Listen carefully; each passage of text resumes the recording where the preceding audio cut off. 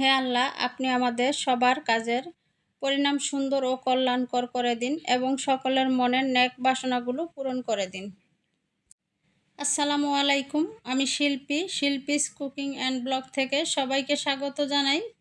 কাছে দূরে যে যেখান থেকে আমার ভিডিওটি দেখছেন, আশা করি ভালো আছেন। আরও একটি নতুন ভিডিও শেয়ার করতে যাচ্ছি আপনাদের সঙ্গে, আশা করছি আপনাদের ভালো লাগবে। আজকের ভিডিওটা আমি সকালের নাস্তার পর থেকেই শুরু করলাম। অফ ক্যামেরায় নাস্তা করে নিয়েছি, এরপর ব্যালকনিতে এসেছিলাম যে গাছে পানি দেব, এই জন্য। তো তার ফাঁকে একটু ভিডিও করে নিলাম।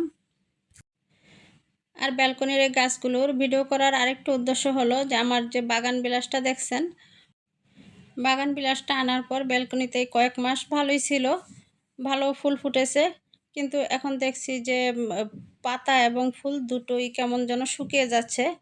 তো যদি কোনো আপুর জানা থাকে যে এই বাগান বিলাসের ঠিক যত্নটা কিভাবে নিতে হয়, তাহলে ভিডিওতে প্লিজ কমেন্ট করে আমাকে একটু জানাবেন।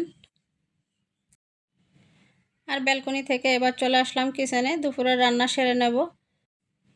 এখানে আমি মাংস এবং গরুর কলিজা, ফুসফুস সব কিছু মিলিয়ে রান্না করে নিচ্ছি। এটা আমি আসলে ভুনা করব, তো প্রথমে মশলাটা কষিয়ে নিয়েছি, আর কলিজাগুলো আমি আলাদা করে গরম পানি দিয়ে খুব ভালোভাবে ধুয়ে তারপর মাংসের সাথে মিশিয়ে নিয়েছি। আর আমার বাসায় শুধু কলিজা ভুনা করলে বা রান্না করলে কেউ খুব একটা পছন্দ করে না, তাই আমি কলিজার সাথে মাংস ছোট করে টুকরো করে দিয়ে তারপরে রান্না করি। এভাবে রান্না করলে সবাই পছন্দ করে আর বলে যে খেতে অন্যরকম টেস্ট লাগে, খালি কলিজা খেতে ভালো লাগে না। মাংসটা ওই চুলায় কষাতে দিয়ে আমি এই পাশে ডিম ভুনা করে নেব। তো ডিমগুলো আমি প্রথমে একটু তেলে ভেজে নিয়েছি, আর ডিমগুলোর গায়ে আমি একটু ছুরি দিয়ে কেটে দিয়েছি যাতে তেল মশলাটা একটু ভিতরে ঢুকে আর কি।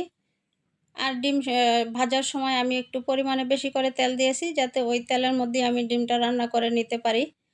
আর আমি আজকে যেভাবে ডিমটা ভুনা করে নিচ্ছি, এভাবে ডিম ভুনা করলে খেতে খুবই মজা লাগে, আর এভাবে ডিম ভুনা করলে পোলাও ভাত সব কিছুর সাথেই খাওয়া যায়।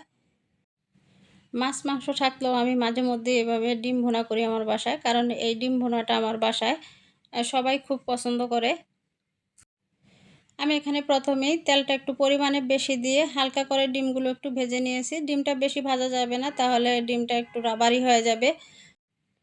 আর আমি এই ডিম রান্নায় কিন্তু পেঁয়াজ কুচি ব্যবহার করিনি, আমি পেঁয়াজের পেস্ট ব্যবহার করেছি। প্রথমেই আমি যে পেস্টটা দিয়েছি সেটা 3টা মাঝারি সাইজের পেঁয়াজ আর একটা টমেটো একসাথে নিয়ে ব্লেন্ড করে দিয়েছি। এরপরে আদা বাটা, রসুন বাটা দিয়ে কিছুক্ষণ কষিয়ে তারপরে জিরা গুঁড়া, হলুদ গুঁড়া, মরিচের গুঁড়া, ধনিয়ার গুঁড়া দিয়ে ভালোভাবে কষিয়ে নিয়েছি।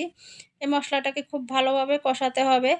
হয়তো আপনারা লক্ষ্য করেছেন আমি অল্প করে পানি দিয়ে তারপর 2বার করে এই মশলাটাকে কষিয়ে নিয়েছি।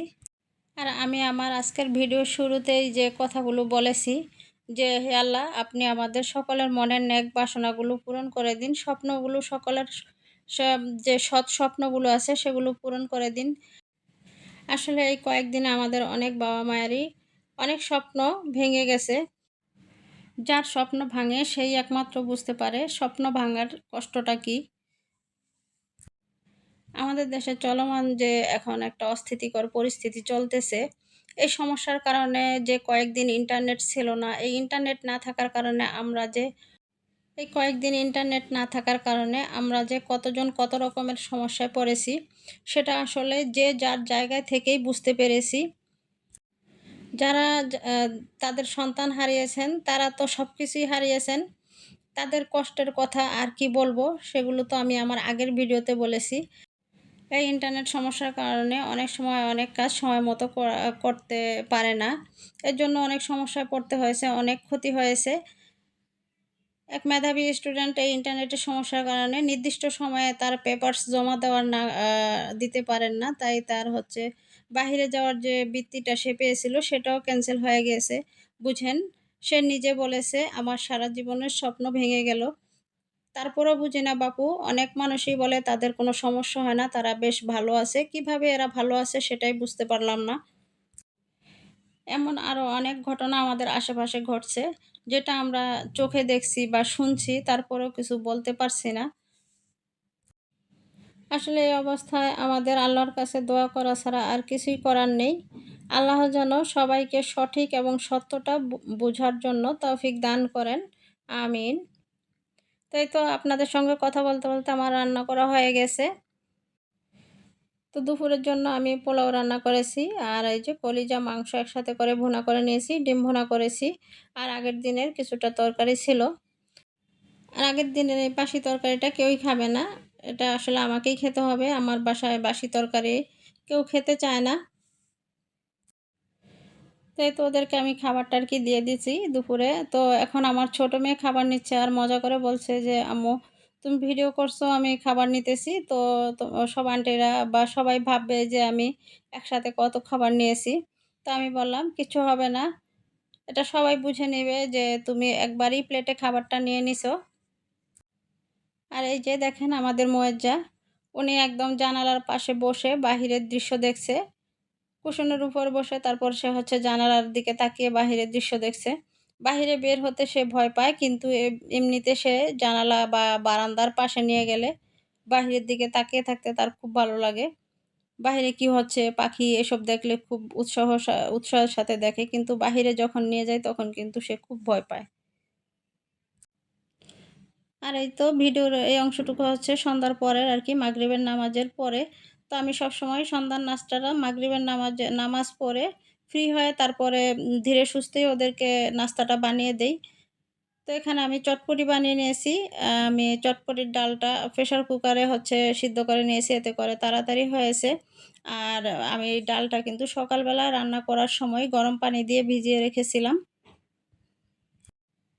আর প্রেশার কুকারে আমি এই চটপটির ডালটা রান্না করে এখন বাটিতে আলু, তারপর হচ্ছে পেঁয়াজ কুচি, ডিম আর কাঁচামরিচ কুচি দিয়ে আর কি দিয়ে রেডি করে নিয়েছি।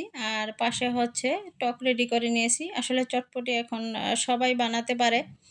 আর এখানে হচ্ছে আমি স্বপ্ন থেকে ফুচকা নিয়ে এসেছিলাম। স্বপ্নের এই ফুচকাগুলো খেতে ভালোই লাগে, একটু শক্ত লাগে। নরমালি যে ফুচকাগুলো ওগুলো একটু নরম হয়, আর স্বপ্নের এই ফুচকাগুলো খেতে কিন্তু একটু শক্ত হয়।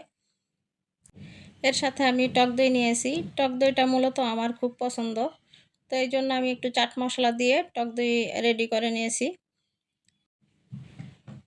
তো আজকের মতো আমি ভিডিওটা এখানেই শেষ করছি। দেখা হবে নতুন কোনো ভিডিও নিয়ে। সেই পর্যন্ত সবাই ভালো থাকবেন, সুস্থ থাকবেন। আল্লাহ হাফেজ। আসসালামু আলাইকুম।